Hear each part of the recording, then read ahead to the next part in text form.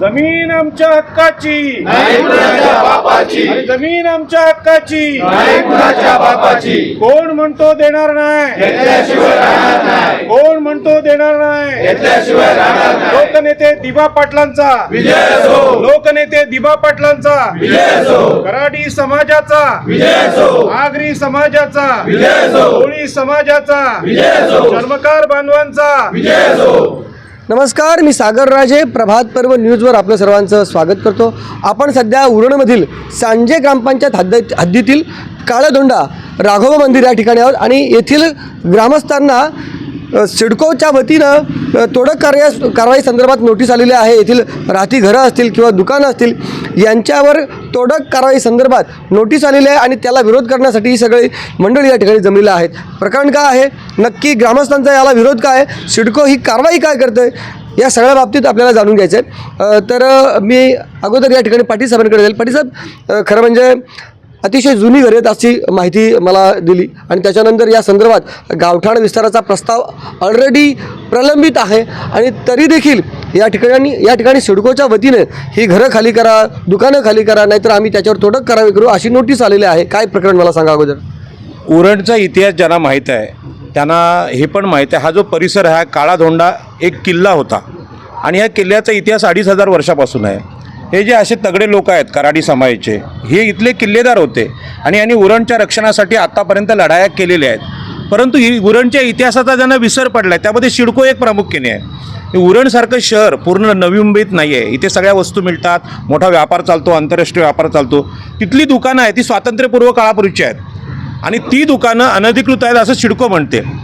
सिडकोने शहरासाठी इथल्या जमिनी घेतल्या, नेव्हीसाठी घेतल्या, JNPTसाठी घेतल्या, ONGCसाठी घेतल्या, सगळ्या जमिनी त्यागलेले लोक आहेत, त्यांचं पुनर्वसन बाकी आहे. आणि आता या उरणच्या ऐतिहासिक गावाला तोडण्याचं फरमान सिडकोने नोटीस लावून काढलेलं आहे.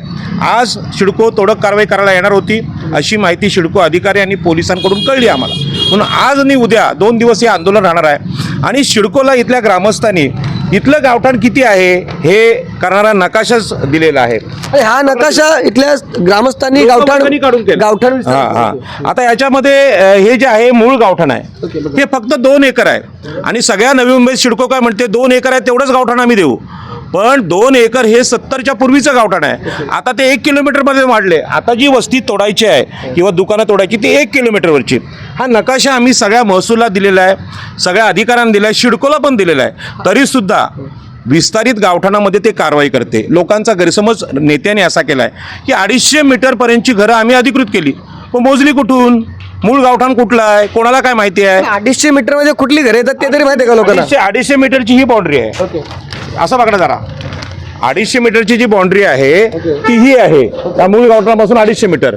पण ऍक्च्युली वाढलंय गावठाण एवढं इकडे, हे एवढं इकडे वाढलंय. बरं, हे मूळ गावठाण आहे. हे छोटंसं जे दिसतंय एरिया ही मूळ गावठाणाची.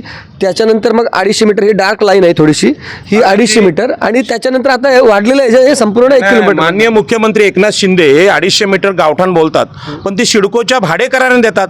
आम्ही जर 2500 वर्षापासून कराडी समाजाचे लोक इथले मालक आहोत तर आम्ही भाड्याने घेऊ का? तुमचे सातारचे लोक तरी मुख्यमंत्र्याच्या गावाला भाड्याने घेतील का? आम्ही मालक आहोत, आम्हाला ती मालकीनी घरं पाहिजे आणि गावठाण कायद्याने ती मालकीनी मिळतात. म्हणून हा प्रस्ताव आम्ही दिलेला आहे आणि त्या प्रस्तावाला शासनाने आम्हाला सकारात्मक उत्तरं दिलीत. त्याचबरोबर हे आमचे नवनीत भोईर कोर्टात पण आहेत, कोर्टाचे आदेश आपण दिले जातात तरी पण तुम्ही कारवाई करता. भोईरांकडे जातो 2 मिनिटं. आपलं नाव ओळख द्या पूर्ण. नवनीत आत्माराम भोईर. नवनीत आत्माराम भोईर. बरं, तुम्ही कोणत्या गोष्टी संदर्भात कोर्टात गेलेल्या आहेत आणि कधी? आम्ही ते 1962 साली रेल्वेने 122 एकर जागा ॲक्वेजिशन केली होती. त्याच्यामध्ये 45 एकर जागा ॲक्वेजिशन रेल्वेने केली, उर्वरित सिडकोने केली. आणि त्यावेळी चीनचं युद्ध सुरू झालं होतं तर लोकांनी एक देश हितासाठी म्हणजे त्याकडे लक्ष नाही केलं, जागा त्यांच्या याला दिली वापरायला आणि त्यांना मदत पण केली. पण रेल्वे ट्रॅकसाठी त्यांनी जी जागा टाकलेली आहे ते रेल्वे ट्रॅक फक्त टाकून उर्वरित जागेचं पेमेंट न करता फक्त 4.5 एकरचं पेमेंट केलेलं आहे आणि उर्वरित पेमेंट केलेलं नाही. किती उर्वरित एकरचं पेमेंट नाही केलं? 45 एकरचं. म्हणजे 4.5 एकरचं पेमेंट केलं आणि 45 एकरचं पेमेंट रेल्वेने केलं नाही. रेल्वे आणि त्या संदर्भात आपण कुठल्या कोर्टात आहात? हायकोर्टात गेलो होतो. हायकोर्टातून आता आम्हाला सुप्रीम कोर्टामध्ये गेलेलो. बघा म्हणजे 45 आता किती चीनचं युद्ध चालू होतं तेव्हाचं प्रकरण प्रलंबित आहे. ही अशा पद्धतीनं न्याय इथल्या स्थानिकांना मिळत असेल तर नक्कीच ती दुर्दैवी गोष्ट आहे. तर स्थानिक कमिटीचे अध्यक्ष, आपलं नाव काय? निलेश मधुकर पाटील, आपण कुठल्या कमिटीच्या? अध्यक्ष कोट ग्रामस्थ मंडळाचे अध्यक्ष. कोटगावचे ते अध्यक्ष आहेत. हे सगळं प्रकरण तुम्हाला देखील माहीत आहे. तुम्ही देखील मागाशी बोलत होता की बाबा नोटिसा येत असतात, दुकानं तोडतात, त्याच्यानंतर 8-10 दिवसांनी परत आपण बांधत असतो. परंतु कोट या शब्दाचा अर्थ किल्ला असा होतो. कोट याचा अर्थ किल्ला असा होतो. कोट आमच्या रेवदंड्याला पण कोट एरिया आहे, कोट नाका आहे, तसा हा किल्ला आहे आणि ते किल्ल्याचे ते अध्यक्ष आहेत. आणि हा इतिहास आहे, ही जी तब्येत आहे ना, हा इथल्या लोकांचा इतिहास आहे. लढाऊ लोक आहेत आणि त्यांना तुम्ही नोटीस लावता. तुम्ही अनधिकृत आहे उरणमध्ये. शिडकोने ह्याचा इतिहासाचा पण अभ्यास केला पाहिजे. तुम्ही यांना हटवू शकत नाही. बोला साहेब, बोला म्हणजे काय हे सगळं प्रकरण तुम्ही आम्हाला आमच्या घरांना किंवा दुकानांना ज्या नोटिशी दिलेल्या आहेत त्यांचं उत्तर आम्ही पत्राने देणार आहोत. फक्त आम्हाला येण्याची इथं चाणूक लागली म्हणून आमचे गाववाले एकत्र जमा झालेत. त्यांना कागदोपत्री उत्तर द्यायचं होतं. आम्हाला काय हिंसात्मक असा काही धोरण आमचा नव्हता. पोलीस बांधवांना पण आमची नम्र विनंती होती आणि ते पण आम्हाला सांभाळून घेणारे होते. आमचा काही त्याचा धोरण नव्हता. त्याच्यामुळं आम्हाला जे काही करायचं आहे, उत्तर द्यायचं आहे सिडको अधिकाऱ्यांना, ते आम्हाला कागदामार्फत द्यायचं. आमचेच गावातले वकील आहेत, ॲडव्होकेट परेश भोईर, ते पण तुम्हाला 2 शब्द सांगतील. आणि इथले स्थानिक आमदार महेश बालदी साहेब आहेत. या संदर्भात तुम्ही त्यांच्याकडे कधी गेलेला? वेळ आली तर त्यांच्याकडे पण 1-2दा गेलेलो होतो. ते पण पाठपुरा आपल्यासोबत आहेत आणि कालांतराने जरी गरज लागली तर मी साहेबांकडे जाणारच आहे. म्हणजे आपण स्वतः इथल्या स्थानिक भारतीय जनता पार्टीचे पदाधिकारी आहात? हो, मी शहर युवा अध्यक्ष BJPचा आहेच, पण इथं पहिले मी कोटग्राम अध्यक्ष, नंतर पक्षाचा. मग इथे ग्रामस्थ म्हणून आलेले आहेत. इथे काही कुठल्या पक्षाचे लोक जमले त्याच्यातला भाग नाही. ग्रामस्थांचे प्रतिनिधी म्हणून वेगवेगळी जे लोक जमले त्याच्यापैकी एक ते कोटगावचे अध्यक्ष, कमिटीचे अध्यक्ष म्हणून जमलेले आहेत. पण आपण ॲडव्होकेट आहात, आपली अगोदर ओळख द्या मला. ॲडव्होकेट परेश प्रभाकर भोईर. तर ही जी लोकं आहेत ही वर्षानुवर्षे इथे राहतात असं त्यांचं म्हणणं आहे. आता जी नोटीस आलेली आहे ती रस्त्याच्या बाजूला आलेली आहे. आता खरं म्हणजे रस्त्याच्या बाजूला असणाऱ्या घरांना जर नोटीस आली असेल किंवा दुकानाला जर नोटीस आली असेल तर ती PWDची पाहिजे ना, बरोबर ना? तर मग ती सिडकोची कशी काय नोटीस आली? मग तुम्ही सिडकोच्या बाबतीत तुम्हाला सांगतो याच्यामध्ये काय झालं होतं. एक PIL फाईल केलं होतं बॉम्बे हायकोर्टमध्ये राजीव मोहन मिश्राने. हा PIL नंबर आहे 80/2013. यामध्ये निर्णय झाला आहे दिनांक 4 मे 2 नोव्हेंबर 2018 होती. त्यामध्ये 2018 मध्ये त्यामध्ये हायकोर्टने सिडको त्याला पार्टी होती, स्टेट ऑफ महाराष्ट्र पार्टी होती, MIDC पार्टी होती, NMMC पार्टी होती, रेस्पॉन्डंट्स म्हणून. त्याच्यामध्ये त्यांना ऑर्डर्स असे दिले होते की तुम्ही फक्त सर्वे करा, इलिगल कन्स्ट्रक्शनचा सर्वे करा म्हणून अशी एक ऑर्डर दिली होती. त्या ऑर्डरच्या अगेन्स्टमध्ये स्टेट ऑफ महाराष्ट्र सुप्रीम कोर्टमध्ये गेली. सुप्रीम कोर्टमध्ये गेल्यानंतर तो जो पेटिशनर होता मिश्रा, त्याने एक कंटेम्प्ट पिटिशन फाईल केलं होता बॉम्बे हायकोर्टला. त्या पेटिशनमध्ये कंटेम्प्ट पिटिशनमध्ये हायकोर्टमध्ये एक अशी ऑर्डर पास झाली. त्यावेळी सांगितलं आहे, we have been informed of an order dated 13th November 2019 passed by the Honorable Supreme Court in Civil Appeal number 5364 of 2019 which is filed by the State of Maharashtra. Challenging the judgment on order dated 2nd November 2018 म्हणजे PILचं judgement pass केलं आहे. Passed by the coordinate bench of this court. In the said order 13 November 2019, Honorable Supreme Court had directed the status quo regarding demolition as it exists. Demolition फक्त त्यासाठी status को दिलेलं आहे. Supreme कोर्टने दिलं आहे. Okay, आता मग सर्वेसाठी सर्वेसाठी काही हे नाही आहे, पण डेमोलिशन त्यांना थांबवलं आहे. ओके, मग आता डेमोलिशन जर थांबवलेलं आहे, सुप्रीम कोर्टाची ऑर्डर आहे, मग सरळ सिडको या ठिकाणी जेव्हा नोटीस देते की तुम्ही घरं खाली करा, एक मिनिट तोडक कारवाई करण्यात येईल वगैरे, जर तुम्ही नाही केली तर त्याचा खर्च तुम्हाला दे, तुम्ही ही कधी प्रोड्यूस नाही केली सिडकोला? आणि सिडकोला ही माहीत नाही? मला काल सिडको पार्टी होती ना त्याच्यामध्ये, तुमचं म्हणणं? हो, सिडको पार्टी होती आणि ही ऑर्डरची आम्हाला काल माहिती पडली. सिडको कधी आम्हाला या ऑर्डर्स वगैरे कोणी सांगत नाही. इनफॅक्ट त्या अधिकाऱ्यांना मे बी माहिती असेल की नाही ते पण नाही माहिती. पण अतिशय महत्त्वाची गोष्ट आहे, स्वतः ॲडव्होकेट आहेत आणि ते एक मिनटं सिडको अतिशय महत्त्वाची माहिती आहे. स्वतः ॲडव्होकेट असल्या कारणाने त्याने सुप्रीम कोर्टाचे जजमेंट आहेत ते त्यांनी वाचून दाखवलेलं आहे. त्याची प्रत खरं म्हणजे पाहिजे होती. ती प्रत असती तर ती अधिकृतरित्या ती दाखवता आली असती आणि देता आली असती. परंतु वकील असल्या कारणाने आपण ते जे म्हणतात त्याच्यावर ते खरं म्हणूया. साहेब, मी तुमच्याकडे एक मिनिट, अतिशय मिश्रा हे नवी मुंबईत राहतात. ओके. आणि त्यांनी जी याचिका टाकली की ही सिडको क्षेत्रातली मूळ गावठाणापर्यंतची सगळी बांधकामं अनधिकृत आहेत. हे करत असताना त्यांनी हे पाहिलं नाही की भारतीय संविधानामध्ये आर्टिकल 40 सांगतं की गावांचं आणि ग्रामपंचायतचं संघटन महसूलनी केलं पाहिजे. आणि म्हणून आत्ता आपण जो डिफेन्स करतोय नवी मुंबईत, तो आमची गावठाणं सिडकोनी कधीच दिली नाही. सिडकोनी शहरांचं नियोजन केलं, त्यासाठी सिडको आहे, बरोबर आहे, पण एका गावाचं नियोजन सिडकोनी केलं आहे का? मूळ गावठाणे इंग्रजांच्या नकाशातलं काळातलं आहे. त्यानंतर आता तिथून 1 ते 2 किलोमीटर वाढलेलं आहे. दर 10 वर्षांनी 200 मीटरच्या आत. म्हणजे आता मग आपण हे बालई काळादोंडाचं गावाचं संघटन केलंय, ते संविधानिक केलेलं आहे. सुप्रीम कोर्टाचा निर्णय म्हणजे त्या राजीव मिश्रा या आडनावामध्ये लक्षात येतो तो भैया आहे. पण त्यांनी कशासाठी केली होती त्यांनी काय केलं, त्यांनी ही गावातली बांधकामं तोडण्यासाठीच केलं. अहो, ज्या आगरी कोळी कराड्यांनी सिडकोला जमिनी दिल्या त्यांची गावं वाचवणं ही कृतज्ञता असली पाहिजे शासनाला, की तुम्ही आमची गावं पण तोडणार, आमची घरं गाव शेती तर तोडलीत. हा विषय आहे सामाजिक शोषणाचा, हा सुप्रीम कोर्टासमोर गेला पाहिजे. मी इथल्या नागरिकांना विनंती करतोय, राजीव मिश्रा जर आपल्या विरुद्ध जाऊ शकतो तर आम्ही कराडी आगरी कोळ्यांनी ह्या संविधानाच्या कायद्याने गेलं पाहिजे. हा संविधानाचा कायदा सगळ्यात महत्वाचे म्हणजे राजीव मिश्रा जरी विरोध केला तरी देखील सुप्रीम कोर्टाने तरी त्याच्याविषयी स्टेटस पण त्यामध्ये कोर्टामध्ये कुठलेही युक्तिवाद हे संविधानिक जे कायदे आहेत त्यानुसार होतात. मग आपल्या गावठाणाला ग्रामपंचायत अधिनियम लागू आहे, त्यानुसार आपण गेलं पाहिजे. आपण SC ST OBC ना म्हणजे आगरी कोळी कराड्यांना मागासवर्गीयांना घरं द्यावीत, ह्या 83चा आदेश आहे शासनाचा. स्वामित्व योजना आहे नरेंद्र मोदींची. त्यानंतर बालई काळादोंडा ग्रामविकास परिषदेचे ठराव आहे. इथल्या चांजे ग्रामपंचायतीचा ठराव 122 एकर आमचं गावठाण आहे आणि ग्रामपंचायतीला 73 आणि 74व्या घटना दुरुस्तीने एवढे अधिकार दिलेत की संसदेला जेवढे अधिकार आहेत तेवढे आहेत. माननीय आमच्या वकील महोदयांना मी विनंती करेन की आपण सुद्धा डिफेन्स केला पाहिजे गावठाण कायद्याने आपला. आणि सगळ्यात महत्त्वाची गोष्ट म्हणजे एक गोष्ट मला दिसते की राजीव मिश्रा यांची याचिका ती स्थानिकांच्या विरोधात आहे. जरी तिथे निर्णय जो स्टेटस कोला दिलेला आहे त्या ठिकाणी स्थानिकांनी जर बाजू मांडल्या असती तर अजून चांगल्या पद्धतीने डिफेन्स होऊ शकला असता. मला माहीत नाही म्हणजे त्या ठिकाणी शासनाच्या वतीने आता स्थानिक त्याच्यामध्ये कधी पार्टी झालेले आहेत का, म्हणजे अप्रोच झालेले आहेत का? काय होतं आता राजू मिश्रा यांची याचिका महाराष्ट्र शासन असेल, NMMC असेल किंवा सिडको असेल यांच्या विरोधात आहे. आता सिडकोचेच लोक तिथे जातील ना, म्हणजे युक्तिवाद करायला कोण जाईल? सिडकोचे वकील जातील. आता सिडकोचे वकील कधी ग्रामस्थांची बाजू मांडतील? वकील साहेब आहेत, तुम्हाला तर माहितीच आहे सगळा विषय. कधीच नाही मांडणार. मग आता तुमचा काय कर्तव्य म्हणजे तुम्ही सुशिक्षित मंडळी सगळे आहात, तर तुम्ही या बाबतीत त्या याचिकेमध्ये अजून तुमची बाजू मांडली पाहिजे की बाबा ही याचिका जरी असली त्याचे मूळ जो धोका आहे किंवा मूळ ज्याच्यामध्ये ज्यांचं नुकसान होणार ते आमची स्थानिक लोक आहेत आणि त्यांच्या वतीनं जर तुम्ही अप्रोच झाले सुप्रीम कोर्टात, कुठे इथे नाही सुप्रीम कोर्टात जर अप्रोच झाले तर अजून चांगला बेनिफिट मिळू शकेल असं तुम्हाला वाटतं का? असं मला वाटतो, पण त्याआधी ह्या लोकांना या ऑर्डरचं महत्त्व कळलं पाहिजे ना सुप्रीम कोर्टच्या.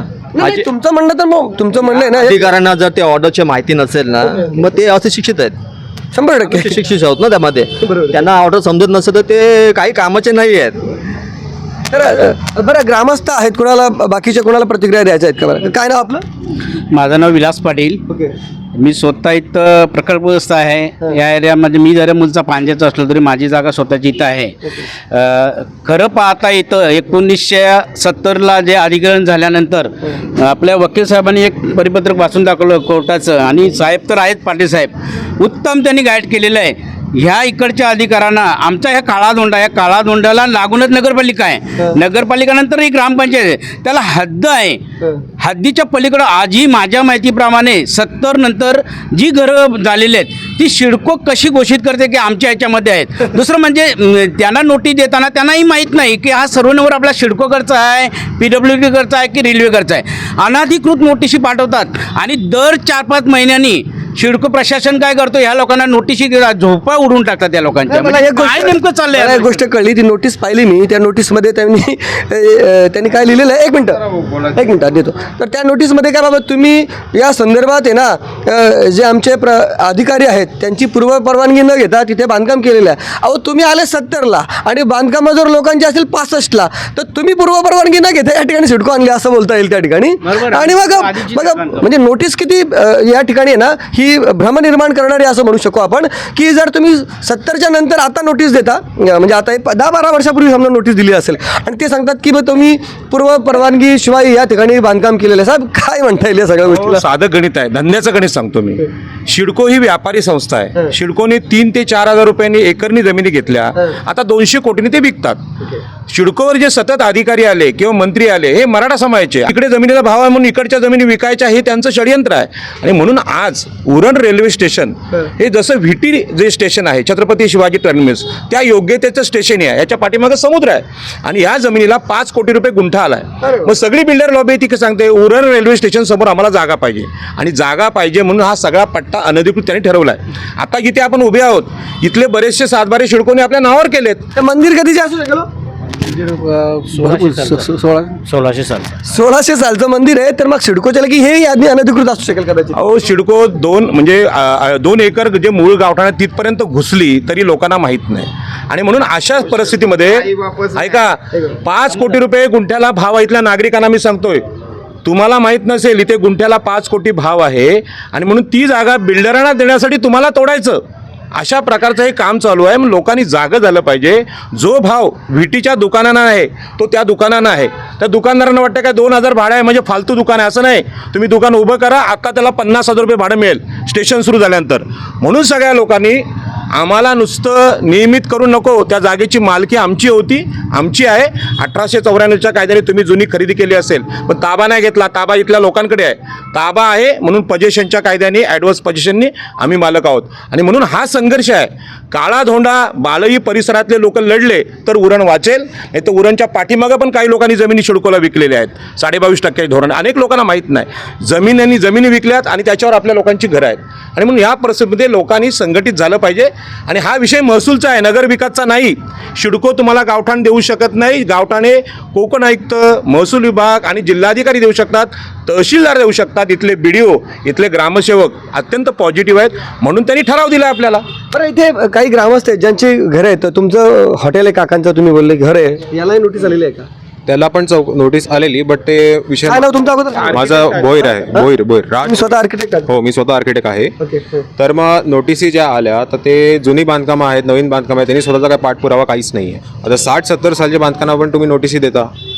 70च्या अगोदरची घर आहेत तुमची? हो. पण अजून कुणाचं असं आहे का घर खूप जुनं आहे असं त्याला नोटीस आलेलं आहे?